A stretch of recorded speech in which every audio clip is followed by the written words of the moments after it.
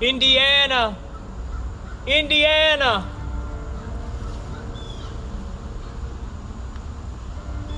Do you hear that? My poor deceased brother John still calls for me. They say you can hear his voice in the darkness of Smith Hall at LaGrange College. John? John, is that you?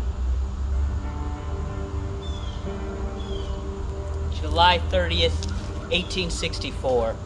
It had been a bloody and horrific battle at Brown's Mill just south of Noonan. General McCook and his cavalry had been sent by Sherman to cut the Atlanta and West Point Railroad in order to sever communications and supply lines in south central Georgia.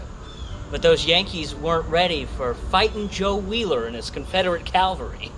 We whipped those boys soundly and sent them scrambling. Not before one of those Yanks got a shot in me. The wound was not sufficient enough to knock me from my saddle, but there was a flow of blood I just couldn't stop. I saw the rows of wounded men being carried from the battlefield into the hospitals at Noonan. They were already overcrowded with men more seriously injured than I was. And that's when I thought of her. Indiana, my sister. She could help me. The 36-mile journey took 4 hours of riding. When John arrived on the hill, he'd lost so much blood he could hardly hold himself up. One of the girls heard him whisper, "Indiana, Indiana, take me to Indiana." When I arrived, I could scarcely believe what I saw. John was covered in blood and so weak, so weak. We took him from his saddle and into the guest room at Smith Hall. I did my best to care for my brother, but we had limited medical supplies and he'd already lost so much blood. John died in my arms, whispering my name.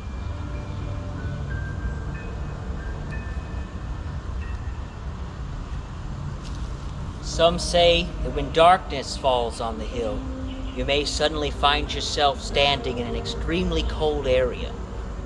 One student reports being gently shoved to the side when walking the long corridors of Smith Hall alone one night. Others say they tripped walking upstairs rather than down. I can't explain these circumstances, or why people are wary of entering Smith Hall after sundown. I can only explain why you might hear a voice calling out, "Indiana!